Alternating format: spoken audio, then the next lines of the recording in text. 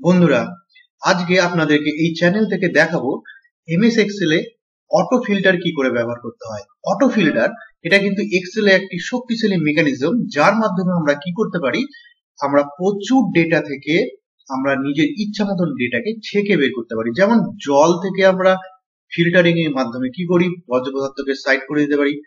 আটা চালনি দিয়ে আটা থেকে যেমন আমরা সেখান থেকে যেসব অপ্রয়োজনীয় জিনিসগুলোকে আমরা সাইড করতে পারি, তেমনি প্রচুর ডেটা থেকে আমরা ইচ্ছা মতন ডেটাকে আমরা সেখান থেকে ছাঁকনি দিয়ে ছেঁকে তুলতে পারি।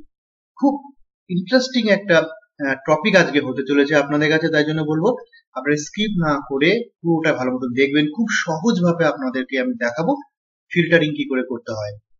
আর যদি ভালো লাগে তাহলে অবশ্যই লাইক, শেয়ার এবং সাবস্ক্রাইব করবেন। বন্ধুরা, বেশি কথা না বলে আমরা চলে যাই ফিল্টারে। দেখুন, এটা আমাদের টেবিলে আমরা একটা ডেটা আমরা ধরে নিয়েছি। দেখুন, এই যে আমরা ডেটা, এখানে আমরা ফিল্টারিং করব।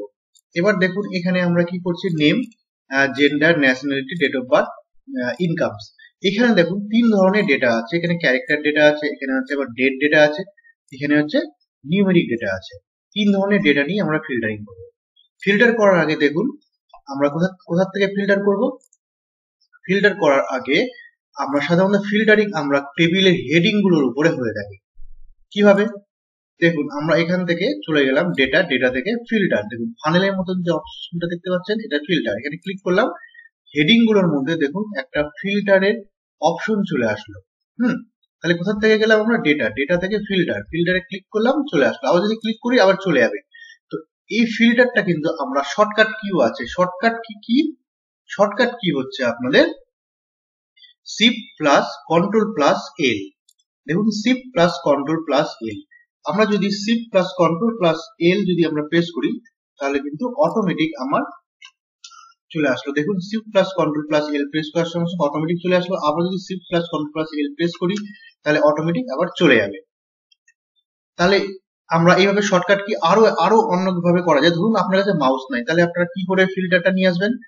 দেখুন, আমরা প্রথমে কি করব, অল্টার প্রেস করব। অল্টার প্রেস করার সঙ্গে সঙ্গে চলে আসলো আপনার এখানে HNP সমস্ত কিছু লিঙ্কে চলে আসলো। এবার এতে কি আছে, ডেটা। এ প্রেস করলাম, এ প্রেস করার পরে চলে আসলো। তারপরে এখানে পরে ডেটার মধ্যে চলে আসলাম। এখানে ফিল্টারে কি আছে, টি প্রেস করলাম।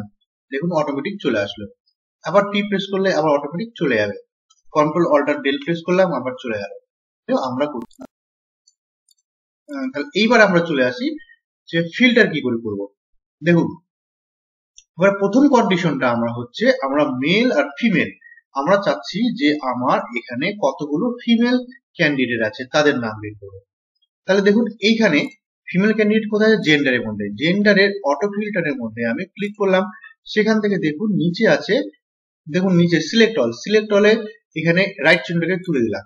সঙ্গে সঙ্গে নিচে সব রাইট চিহ্নগুলো চেক বক্স থেকে উঠে যাবে। এবার আমি চাচ্ছি ফিমেল, তাহলে ফিমেলের ঘরে আমি চেক বক্সে একটা ক্লিক করলাম, আর মেলে থাকবে না। তাহলে আমি এখানে ফিমেল চুজ করছি, তাহলে ওকে করলাম।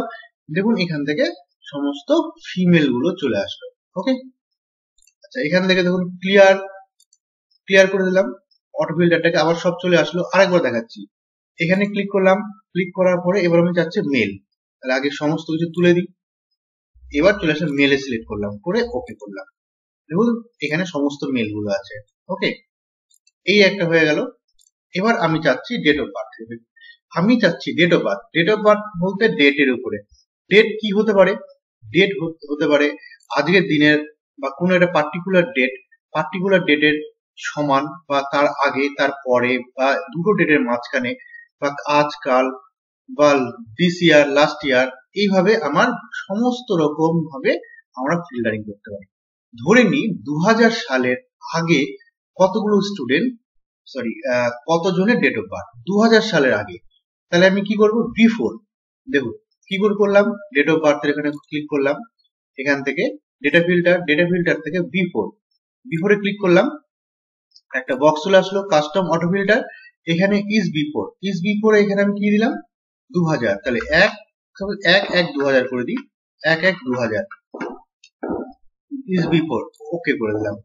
দেখুন, 2000 সালের আগে আমাদের সমস্ত রেকর্ড গুলো দেখাচ্ছে। দেখুন, 2000 সালের আগে। এবার যদি আমি করি 2000 এর পরে, তাহলে কি করব, আবার এখান থেকে আমি ক্লিয়ার করে দিই, আবার এখান থেকে গিয়ে ডেটা ফিল্টার আফটারে গিয়ে আমি করব 1/1/2000 1/1/2000 ওকে করলাম। দেখুন এবার 2000 সালের পরের গুলো দেখাচ্ছে। ক্লিয়ার? এইভাবে আমরা ডেটের উপর ডেট টাইপের উপরে আমরা ফিল্টারিং করতে পারি। আবার ক্লিয়ার করে দিলাম। এবার চলে আসি আবার নাম্বারের উপরে। দেখুন নাম্বারের উপরে কি করে করব, মান্থলি ইনকাম, এখানে আছে মান্থলি ইনকাম ইন 1000, মানে এটা 25,000 87,000। এবার আমি চাচ্ছি 50,000 এর বেশি কাদের আছে, তাহলে একই রকম ভাবে এখানে গেলাম, এখান থেকে গেলে নাম্বার ফিল্টার দেখুন equal, do not equal, greater than or equal to, less than or equal to. আমি এখান থেকে greater than or equal to যে কোনো একটা নিতে পারি। আমি greater than or equal to নিলাম, ক্লিক করলাম, কত 50,000, এখানে যে 50 আছে তাহলে 50 করলাম, ওকে। দেখুন 50 উপরে যতগুলো ভ্যালু সমস্ত কিছু চলে আসলো ইজিলি। আবার চলে গেলাম, গিয়ে আমি ক্লিয়ার করে দিলাম।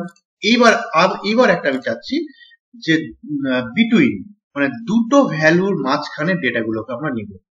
ধরে নিই আমি এখানে 40,000 থেকে 80,000 এর মধ্যে যাদের স্যালারি, যারা ইনকাম করছে তাদের আমরা ডেটাগুলোকে দেখব। তাহলে দেখুন এখান থেকে চলে আসলাম, এখান থেকে ইকুয়াল,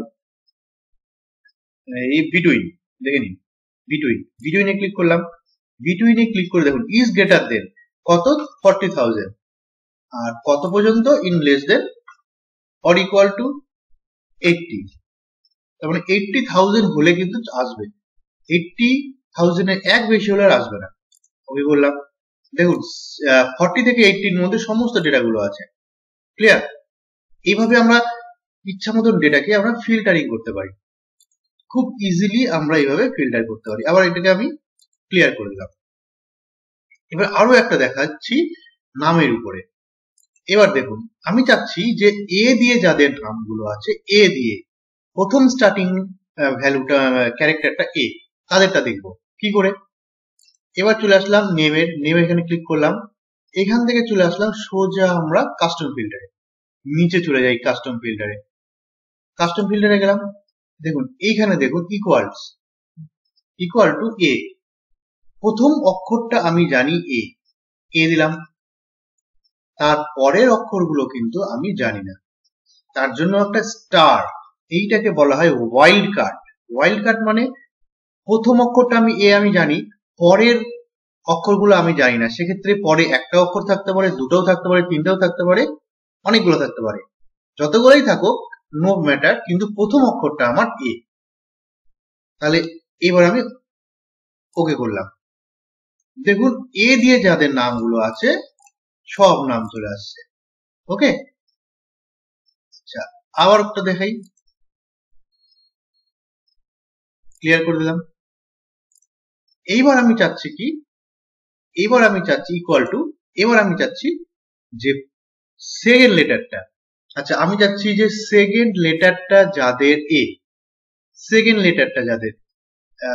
লেটারটা যাদের এস করলাম, প্রথম অক্ষরটা আমি জানি না, সেকেন্ডটা জানি এ, আর পরে এগুলো জানি না, যাদের সেকেন্ড লেটারটা হচ্ছে নামের এস তাদের রেকর্ড গুলো দেখবো। তাহলে প্রথম একটা অক্ষর আমি জানি না, তাহলে একটা অক্ষর জানি না, তার জন্য হবে কোশ্চেন মার্ক চিহ্ন। সেকেন্ড অক্ষরটা জানি এস, তাই জন্য এস দিলাম। এর পরে অক্ষর একটাও থাকতে পারে, অনেকগুলো থাকতে পারে, সেগুলো আমি কিছুই চাই না, তার জন্য একটা স্টার। তার মানে একটা অক্ষর যদি এরকম হয় যে একটা অক্ষর আমার আছে যেটা আমরা জানি না, তার জন্য আমি কোশ্চেন মার্ক দেবো 1। যদি এখন দুটো অক্ষর এরকম জানি না, তাহলে দুটো অক্ষর দুটো কোশ্চেন মার্ক হবে, এক একটা ক্যারেক্টার জন্য এক একটা কোশ্চেন মার্ক। আর স্টার মানে হচ্ছে যে সেক্ষেত্রে আমার যে একটা হতে পারে, দুটো হতে পারে, বা তার বেশিও হতে পারে, আমি জানি না, তার জন্য ওয়াইল্ড কার্ড। ওকে, এই ক্ষেত্রে আমি সেকেন্ড ক্যারেক্টারটা জানি আর কিছুই জানি না, তাহলে তার জন্য প্রথমে একটা কোশ্চেন মার্ক চিহ্ন এস, তারপরে একটা স্টার, এটা হচ্ছে ওয়াইল্ড কার্ড। ওকে করে দিলাম। দেখুন সেকেন্ড অক্ষরটা এস আছে, দেখুন যাদের সেকেন্ড অক্ষরটা এস আছে তাদের রেকর্ড গুলো অটোমেটিক চলে আসলো। বন্ধুরা খুব সুন্দর মেকানিজম আপনাদেরকে বিভিন্ন ডেটা টাইপ দিয়ে, ক্যারেক্টার, নাম্বার এবং ডেটা টাইপ দিয়ে খুব সুন্দরভাবে আপনাদেরকে বুঝিয়ে দিলাম। বন্ধুরা, আপনারা এটা ভালো মতন প্র্যাকটিস করবেন। আর যদি আমাদের ভিডিওটা ভালো লেগে থাকে তাহলে অবশ্যই সাবস্ক্রাইব করবেন। এই ধরনের ভিডিও কিন্তু খুব ইজি প্রসেসে আপনাদের সামনে নিয়ে আসবো। ততক্ষণে ধন্যবাদ।